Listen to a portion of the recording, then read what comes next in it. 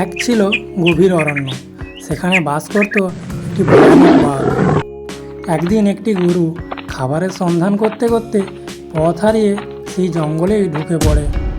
গরুটি খুব ভয় পেয়ে যায়, কারণ গরুটি জানতো এখানে ভয়ঙ্কর বাঘ থাকে।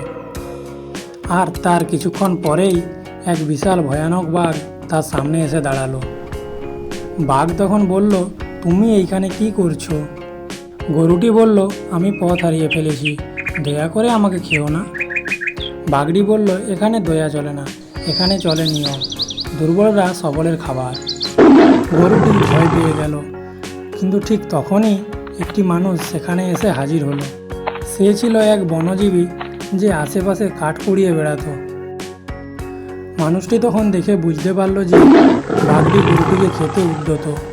তখন সে বুঝতে পারল সে যদি কিছু না করে তাহলে তো আর গরুটি বাঁচবে না।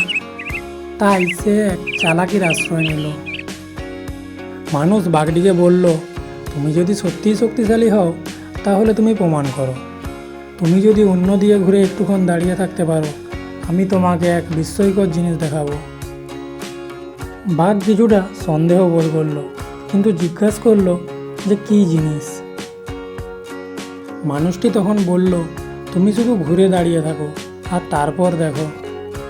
বাঘটি দ্বিধায় পড়ে গেল, কিন্তু তারপর সে ভাবলো, এই মানুষ তো দুর্বল, একে তো বিশ্বাস করাই যেতে পারে। তাই সে ঘুরে দাঁড়িয়ে থাকলো। ঠিক তখনই মানুষটি বাঘের উপর এক জোরে আঘাত করলো।